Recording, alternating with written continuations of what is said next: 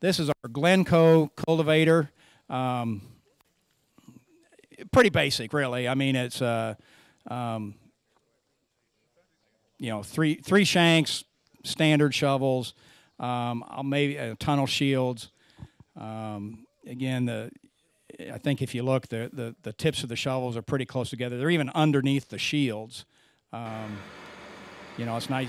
The shields are adjusted a little bit high because I think the last time we were using it, we were in a fairly tall crop, but a lot of times we'll have them dragging right on top of the ground.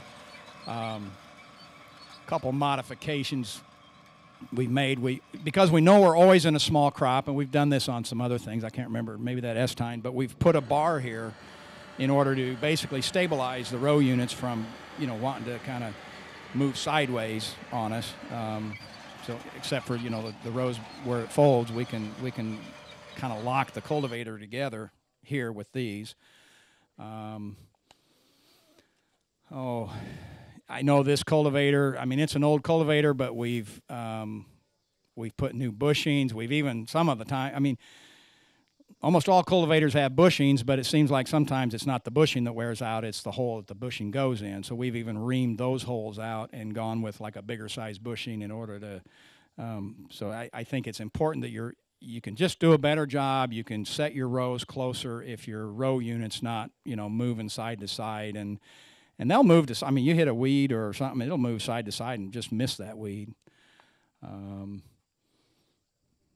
You'll also notice, and something we did, and I don't, you know, hindsight, we started doing this 20 years ago, but we like our cat tractors for several reasons, but one reason is we only have one wheel track on each side.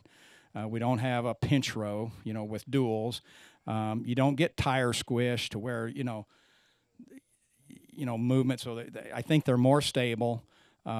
They drive straighter than a wheeled tractor. I mean, if you drive a wheeled tractor, you're just always doing this, and you can pretty much just correct it once in a while if you're even driving it. I guess if you got auto steer, but I think maybe even the auto steer does a better job. I don't know. I can't say I've done much with auto steer in a wheeled tractor. But another thing we did in the tracks then, because we just felt, I mean, the track, all our planter and every cultivator is set up that the tracks is actually a 34-inch row, and then each row on each side is a 28-inch row. So, I mean, overall, it's still a 40-foot cultivator, and most of the rows are where they would normally be. But actually, these two rows just move.